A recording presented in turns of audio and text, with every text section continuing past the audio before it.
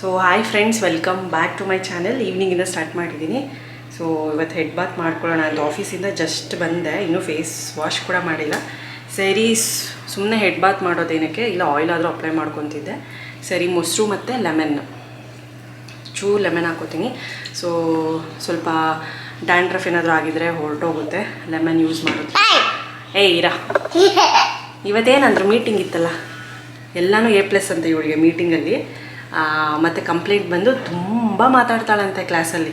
ಯಾಕೆ ತುಂಬ ಮಾತಾಡೋದು ಕ್ಲಾಸಲ್ಲಿ? ಯಾಕೆ ಕ್ಲಾಸಲ್ಲಿ ತುಂಬ ಮಾತಾಡೋದು? ಕಪಿ. ಸೊ ಇನ್ನೆಲ್ಲ A+ ಓದ್ತಾಳೆ, ಚೆನ್ನಾಗಿ ಎಲ್ಲ ಮಾಡ್ತಾಳೆ. ತೀಟೆ ಮಾತಾಡೋದು ಜಾಸ್ತಿ ಕುತ್ಕೊಂಡು ಅಲ್ವಾ? ಚಿಟ್ ಚಾಟ್ ಮಾಡೋದು. ಸೊ ಒಂದು ಸ್ವಲ್ಪ ಮಾಸ್ಕ್ ಥರ ಹಾಕ್ಕೊಳ್ಳೋಣ ಅಂದ್ಬಿಟ್ಟು ಸ್ವಲ್ಪ ಗಟ್ಟಿ ಮೊಸರು ಮತ್ತು ಲೆಮನ್ ಹಾಕ್ಕೊಂಡಿದ್ದೀನಿ. ಏನದು ಗಬ್ಬು. ಸೊ ಹಾಗೆ ವ್ಲಾಗ್ನ ಕೂಡ ಸ್ಟಾರ್ಟ್ ಮಾಡಿದ್ದೀನಿ. ಫ್ರೆಂಡ್ಸ್, ಕ್ಲೀನಾಗಿ ಅಪ್ಲೈ ಮಾಡ್ಕೊಂಡಿದ್ದೀನಿ. ತಣ್ಣಗೆ ಅನಿಸ್ತಿದೆ ನಿಜವಾಗ್ಲೂ. ಬೆಳಗ್ಗೆಯಿಂದ ದಗ ಬಿಸಿಲು, ಸೆಕೆ, ಬೆವರು. ಇಂಡಸ್ಟ್ರಿ ಏರಿಯಾದಲ್ಲಿ ಇನ್ನೂ ಸ್ವಲ್ಪ ಹೀಟ್ ಜಾಸ್ತಿನೇ ಇರುತ್ತೆ. ಬೆವರು, ಸೆಕೆ, ಸ್ವಲ್ಪ ಅಲ್ಲಿ ಇನ್ನೂ ಸ್ವಲ್ಪ ಉಷ್ಣ ಜಾಸ್ತಿ ಇರುತ್ತೆ ಇಂಡಸ್ಟ್ರಿಯಲ್ ಏರಿಯಾದಲ್ಲಿ. ಸೊ ಹಂಗಾಗಿ ತಣ್ಣಗೆ ನಾನು ಅಲ್ಲೇ ಅಂದ್ಕೊಂಡೆ ಮನೆಗೆ ಹೋಗಿದ ತಕ್ಷಣ ಕರ್ಡು ಮತ್ತು ಲೆಮನ್ ಮಿಕ್ಸ್ ಮಾಡ್ಕೊಂಡು ಹಚ್ಕೊಳ್ಳೋಣ ಅಂತ. ಒಂದು ಸ್ವಲ್ಪ ಇನ್ನು ಫೇಸ್ಗೆ ಆಬ್ಸ್ ಗುಡ್ನೆಸ್ ಬೀಟ್ರೂಟ್ ಪೌಡರ್. ಇದು ಯಾವುದೇ ಪ್ರಮೋಷನ್ ಅಲ್ಲ, ಹಿತ್ತು ಪ್ರಾಡಕ್ಟ್ ಅದನ್ನೇ ಯೂಸ್ ಮಾಡ್ತಾ ಇದ್ದೀನಿ. ಒಂದ್ ಸ್ವಲ್ಪ ನೀರ್ ಹಾಕೊಂಡು ಮಿಕ್ಸ್ ಮಾಡ್ಕೊಂಡು ಡ್ರೈ ಆಗೋವರೆಗೂ ಈ ತರ ಅಪ್ಲೈ ಮಾಡ್ಕೊಂಡ್ರೆ ತುಂಬಾ ಬ್ರೈಟ್ ಆಗಿ ಆಗುತ್ತೆ ಸ್ಕಿನ್, ಮತ್ತೆ ತುಂಬಾ ಸ್ಮೂತ್ ಆಗುತ್ತೆ, ತುಂಬಾ ಬ್ರೈಟ್ನೆಸ್ ಆಗಿ ಇರುತ್ತೆ.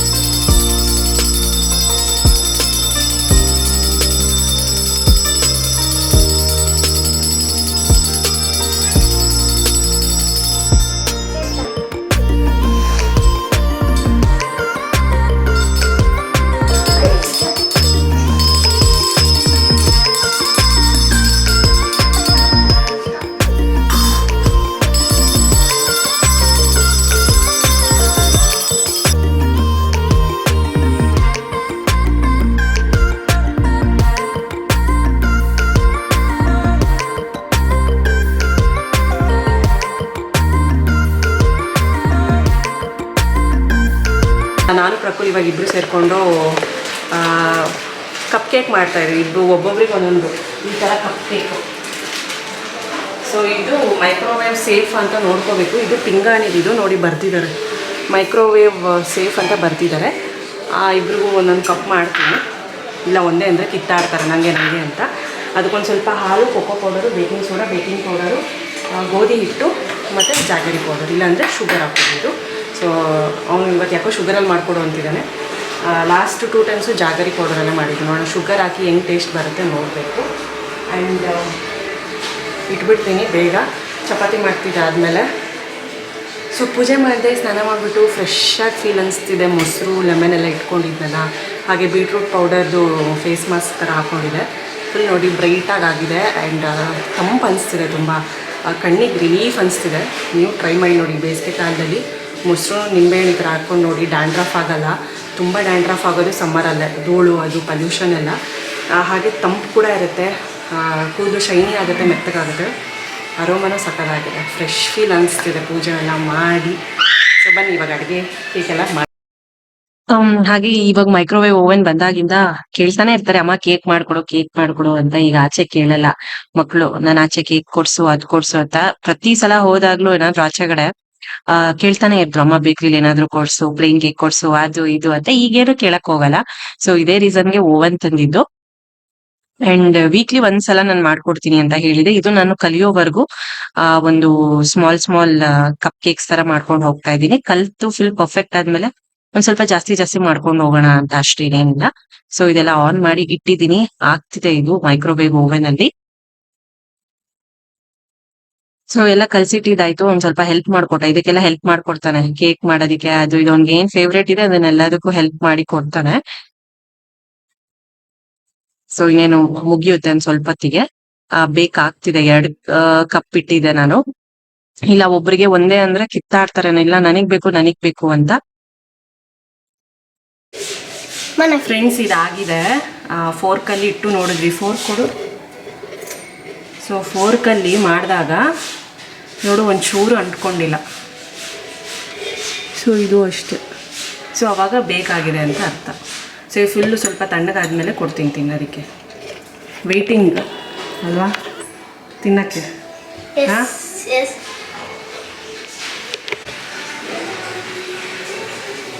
ಹೆಂಗಿದೆ ಟೇಸ್ಟು?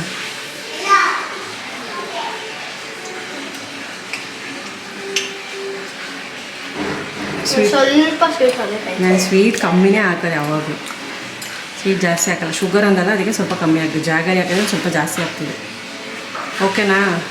ಇಂಪ್ರೂವ್ಮೆಂಟಾ ಸ್ವಲ್ಪ? ಆವಾಗಲೂ ಇವಾಗ ಇಂಪ್ರೂವ್. 10ಗೆ ಎಷ್ಟು? 10ಗೆ 10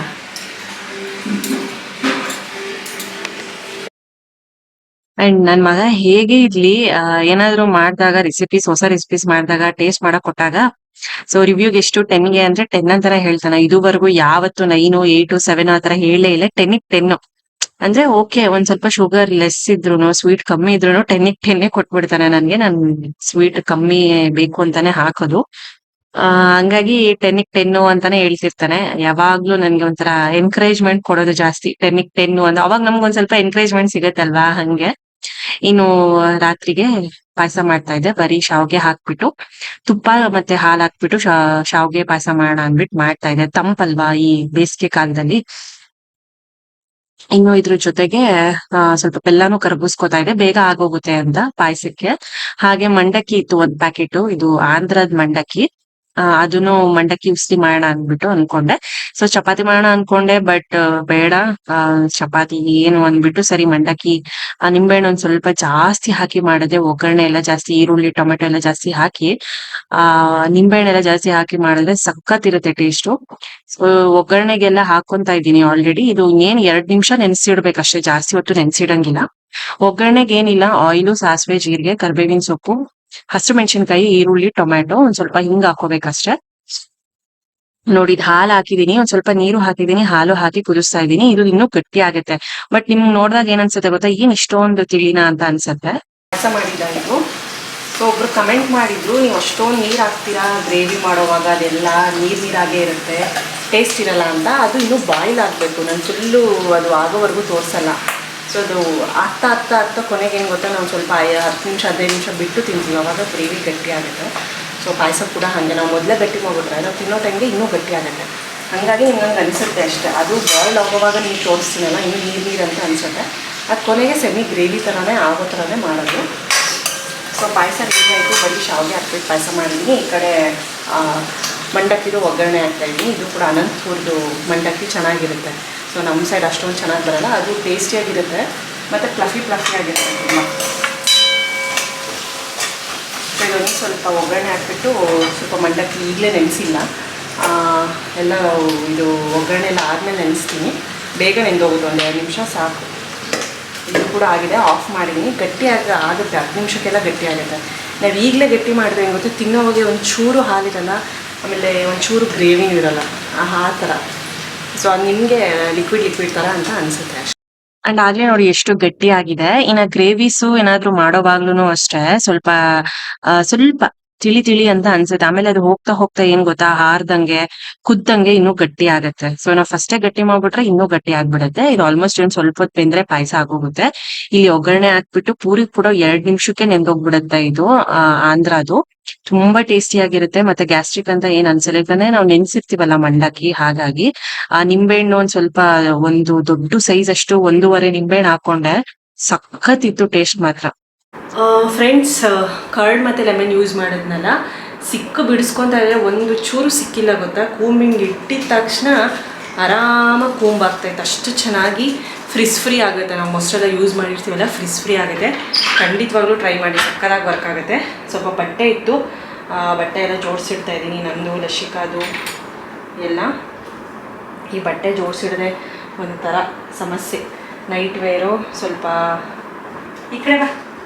ಮತ್ತು ನಾನು ಆಫೀಸ್ಗೆ ಹೋಗೋದು, ಯೂನಿಫಾರ್ಮ್ಗಳು ಇನ್ನೇನು ಲಸಿಕಂಗೆ ರಜಾ ಅಲ್ವಾ, ಮಜಾ ಅಲ್ವಾ ಲಶಿ? ಬಾಯಿಲಿ ಎಲ್ಲರಿಗೂ ಹಾಯ್ ಹೇಳು. ಎಷ್ಟು ದಿನ ರಜಾ ನಿಮಗೆ? 2.5 months ರಜಾ. ನೆಕ್ಸ್ಟ್ ಯಾವ ಕ್ಲಾಸ್ ನೀನು? ಪ್ಲೇ ಹೋಮ್ ಆಗೋಯ್ತಲ್ವಾ? ನೆಕ್ಸ್ಟ್ ಯಾವ ಕ್ಲಾಸು? ಅದೇ ಯಾವುದು? ನರ್ಸರಿ ಹೇಳು. ನರ್ಸರಿ ನೀನು ನೆಕ್ಸ್ಟ್. ನರ್ಸರಿ.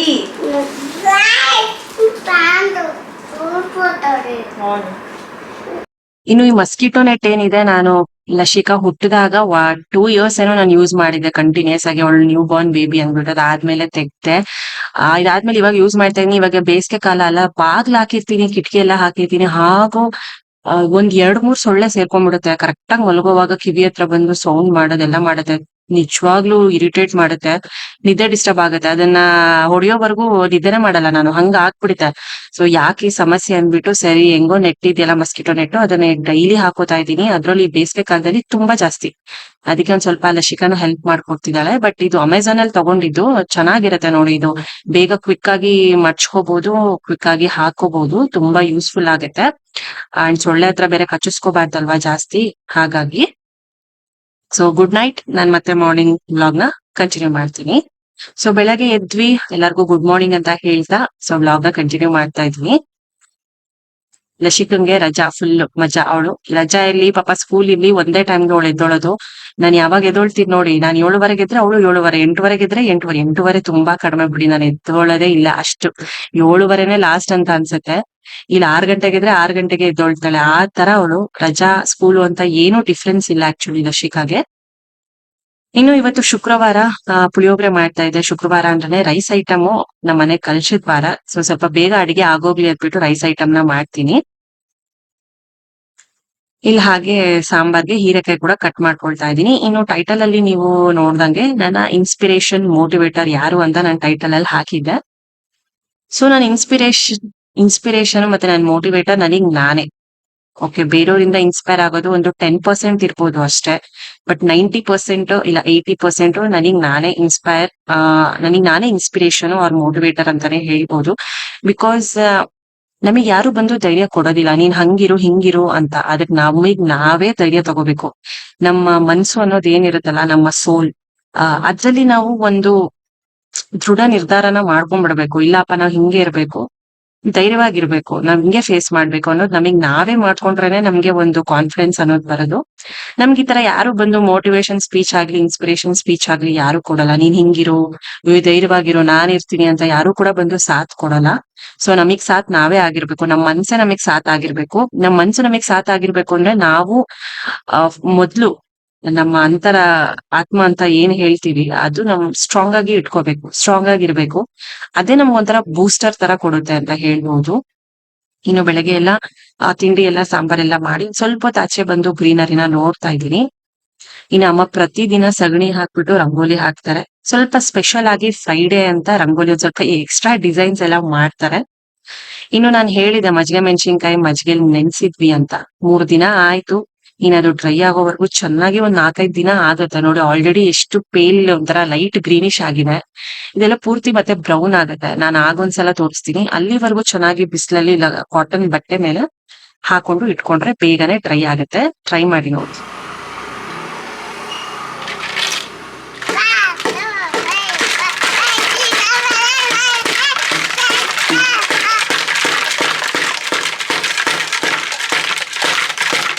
ಏನದು? ಸ್ಕೂಲ್ ಮುಗೀತಾ? ಸಮ್ಮರ್ ಹಾಲಿಡೇಸಾ? ಹಾಲಿಡೇಸಾ? ಏನು ಮಾಡ್ತೀಯ ಹಾಲಿಡೇಸಲ್ಲಿ? ಏನೋ ಮಾಡ್ತೀಯಾ? ಹೇಗೆ ಮಾಡ್ತೀಯಾ? ಏನೋ ಮಾಡ್ತೀನಿ ಅಂತ. ಏನು ಮಾಡ್ತೀಯ ಹೇಳು? ಚೆನ್ನಾಗಿ ತೀಟೆ ತರಲೆ ಮಾಡೋದಾ? ಹಾಂ, ತೀಟೆ ತರಲೆ ಮಾಡೋದಾ? ಹ್ಞೂ. ಏನದು ಐಸ್? ಯಾಕೆ ಐಸ್ ಅದು? ಏನು ಮಾಡ್ತೀಯ ಹೇಳು? ಹಾಲಿಡೇಸಲ್ಲಿ ಏನು ಮಾಡ್ತೀಯ? ಐಸ್ ಕೊಡ್ತಾರೆ, ಹಾಂ, ಐಸ್ ತಿಂತಾರೆ. ಬ್ರಷ್ ಮಾಡಿಲ್ಲ ನೀನು ಇನ್ನೂ? ಲೇಜಿ. ನೀನು ಲೇಜಿ. ಸ್ಕೂಲ್ ಇದ್ದಿದ್ರೆ ಬ್ರಷ್ ಮಾಡ್ತಿದ್ದೆ. ಈಗ ರಜಾ ಅಂತ ಅಲ್ಲಿ ಬ್ರಷ್ ಮಾಡೋಣ ಹೇಳೋ. ಹೇಳ್ತೀನಿ. ಏನು ಹೇಳ್ತೀಯಾ ನೋಡಿ ಎಷ್ಟು ಚೆನ್ನಾಗಿ ಕನ್ನಡ ಮಾತಾಡ್ತಾಳೆ. ಕನ್ನಡ ಬರುತ್ತೆ ನಿಂಗೆ? ಬರಲ್ಲ. ಬರಲ್ಲ. ಇನ್ನು ಲಸಿಗುಂಗು ಸಹ ನಾನು ಯಾವಾಗ ಫ್ರೆಶ್ ಅಪ್ ಆಗ್ತೀನಿ, ಸೊ ಅವಳಿಗೆ ಮೊದಲು ಸ್ನಾನ ಮಾಡಿಸ್ಬಿಟ್ಟು ನಾನು ಫ್ರೆಶ್ ಅಪ್ ಆಗ್ತೀನಿ. ಈಗೆಲ್ಲ ಒಂದ್ ಸ್ವಲ್ಪ ಫ್ರೀ ಆಗಿರೋ ಡ್ರೆಸ್ಸಸ್ ಹಾಕ್ತಾ ಇದ್ದೀನಿ. ತುಂಬಾ ಶೆಕೆ, ಬೆವರಿಗೆ ಬಟ್ಟೆ ಎಲ್ಲ ಅಂಟ್ಕೊಂಡ್ಬಿಡುತ್ತೆ ಮೈಗೆ, ಹಂಗಾಗಿ ಒಂದ್ ಸ್ವಲ್ಪ ಫ್ರೀ ಆಗಿರೋದು ಹಾಕ್ತಾ ಇದೀನಿ. ಇನ್ನು ನಾನು ಕೂಡ ಫ್ರೆಶ್ ಅಪ್ ಆಗ್ಬಿಟ್ಟು ರೆಡಿ ಆಗ್ತಾ ಇದ್ದೀನಿ. ಟೈಮ್ ಆಯ್ತು. ಸೊ ಯಾವಾಗ್ಲೂ ಆತ್ರದಲ್ಲೇ ಹೊರ್ಟೋಗ್ತೀನಿ ನಾನು.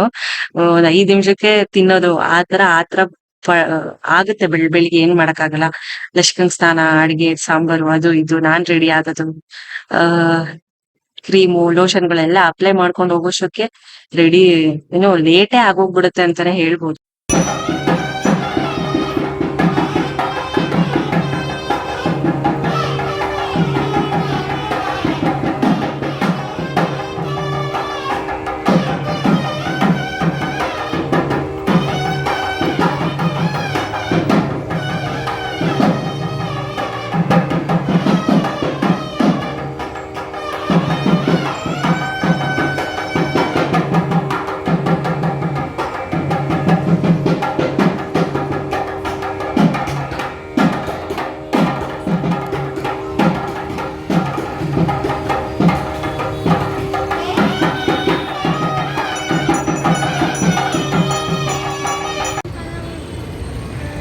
ಎನ್ನಾಟ ಮುಕ್ಕೊಂಡಿಂಟ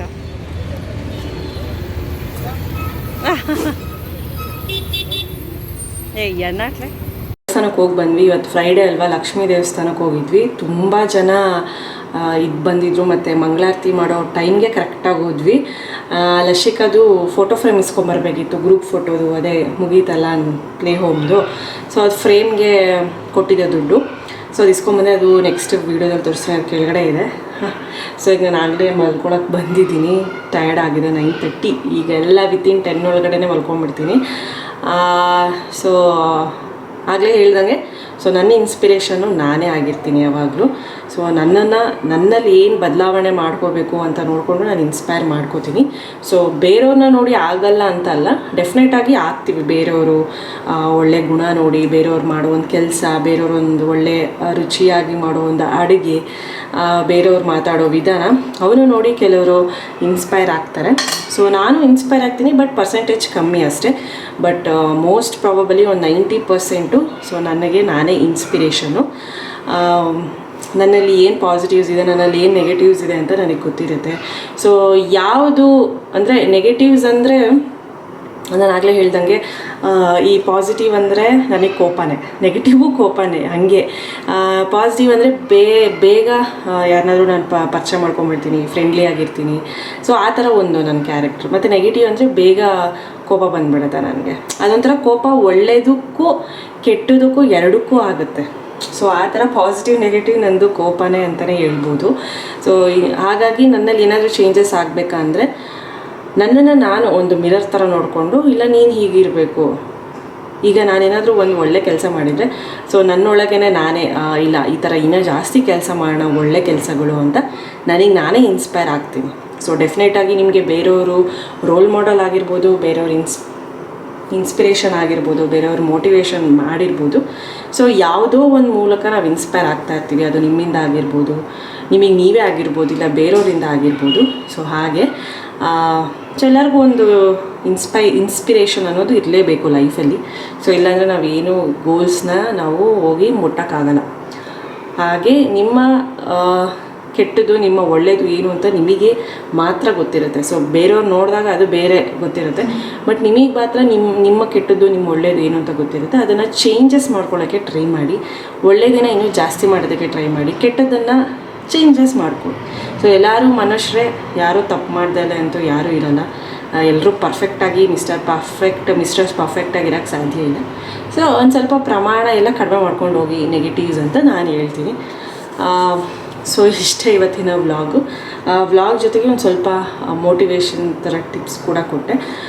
ಸೊ ನನ್ನ ಬಗ್ಗೆ ನಾನು ಒಂದು ಹೇಳ್ಕೊಳ್ಳೋದಕ್ಕೆ ಒಂದು ಯಾರು ನನಗೆ ಇನ್ಸ್ಪಿರೇಷನ್ ಅಂತ ನಿಮಗೆ ನೀವು ಕೇಳೋದಾದರೆ, ಸೊ ನನಗೆ ನಾನೇ ಇನ್ಸ್ಪಿರೇಷನ್ ಅಂತಲೇ, ಮೋಸ್ಟ್ 90% ನನಗೆ ನಾನೇ ಇನ್ಸ್ಪಿರೇಷನ್ ಅಂತಲೇ ಹೇಳೋದು.